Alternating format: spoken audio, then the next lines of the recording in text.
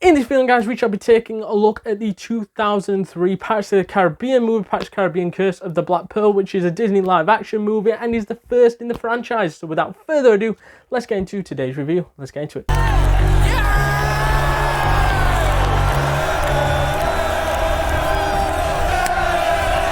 So I thought then that this Pirates movie goes down easily as one of the best Pirates movies of all time. Probably not the best, I think that goes to the second film. However, I do enjoy this movie. It sets the tone off for the franchise and opens us up to what we now expect from the Pirates franchise. The bar is there and now they have to beat it. And it was a good way of starting off the franchise, the best way possible, getting in there with a big adventure of the Black Pearl. And yeah, I think a lot of what made this movie was the casting of Johnny Depp as Jack Sparrow, and I think a lot of that was just perfect recruiting because he just fitted into the role, and I think he embodies what a pirate should look like, and he's now synonymous with this role. I think this is his most iconic role. People might argue Edward Scissorhands or even Willy Wonka, but either way, whatever your thoughts are, even Sweeney Todd, I think he's synonymous with this role regardless in Disney and everything like that.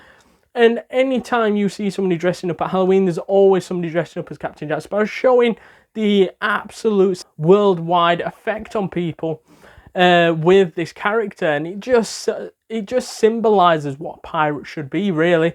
And yeah, that's really big thanks to him. And I think this franchise would not be the same without him. Moving on then, I thought that the villain was exceptionally one of the best villains we've seen in the Pirates of the Caribbean franchise. I think it's either Barbossa or Davy Jones. People can flip a coin who it is, but I think it might actually be Davy Jones, but I do like Barbossa as a villain. He was awesome in this particular movie. I felt that the idea that he was invincible and was like immune to being attacked when he turned into this skeleton zombie type thing, it was really, really cool how he had this curse and he wanted to get it removed, and it's all linked to the Black Pearl, Jack's ship.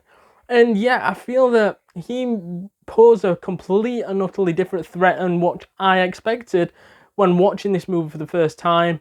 I feel that you don't expect something like that straight on the first movie in the franchise, because that's now setting the tone up for what monsters and creatures you're going to be seeing later down the line.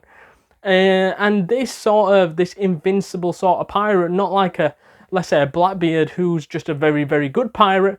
This sets the tone off with just a pirate that can't be really killed. And yeah, I think this was new. I think him as a villain felt like a big threat to all of them, as well as all the pirates, because if they came and attacked you, there's nothing else you could do but try to defend yourself, because you can't kill them because they're not killable. So yeah, I felt it worked in that sense, and I think he gave this movie an edge to it, which I don't think any other villain would have done for this first movie in the franchise. I also like how the friendship between Jack, Will, and Elizabeth slowly grows over the course of this film, because they all have little blips of hating and disliking each other. As like at the start, for instance, Jack saves Elizabeth when she falls in, she's drowning in the water. He jumps in and saves her, but then holds her hostage, in which just reversed everything he just did.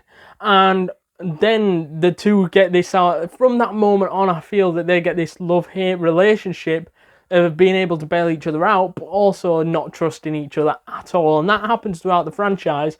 But with Will, it seems that as soon as Jack meets Will, they have a fight with each other, test each other out, and then they sort of become pals a bit after that part.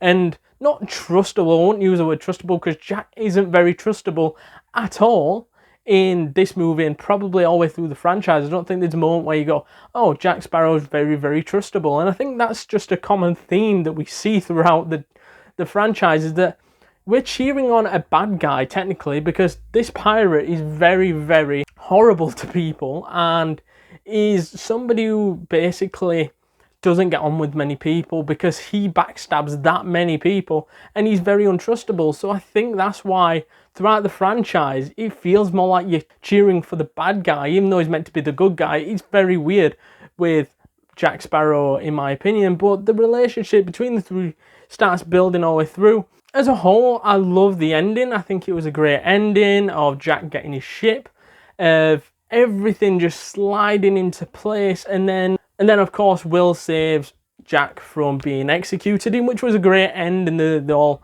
went their own separate ways.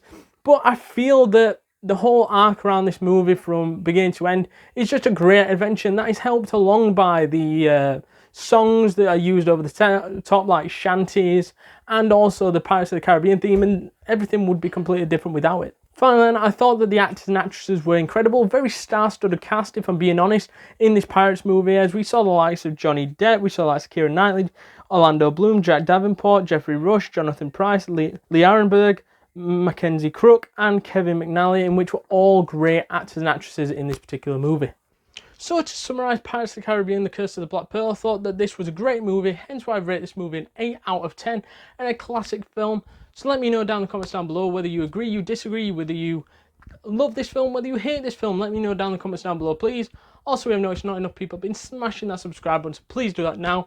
Hit that like button, hit that notification bell, and I shall see you guys in the next one. Laters.